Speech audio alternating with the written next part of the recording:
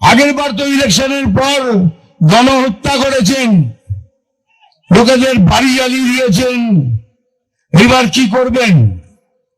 মুন্ডুটাকে শোধন করে দেবেন, ফাঁসি চড়িয়ে দেবেন? কি পরিকল্পনা আপনাদের?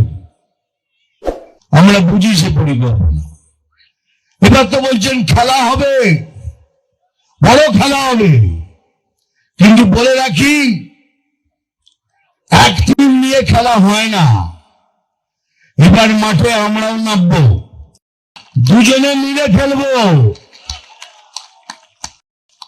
দুজনে মিলে খেলবো।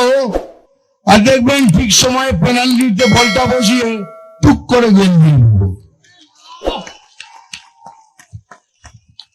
তো খেলা হবে, নিশ্চয়ই খেলা হবে। এই খেলাতে এবার আমরাও যোগদান করবো।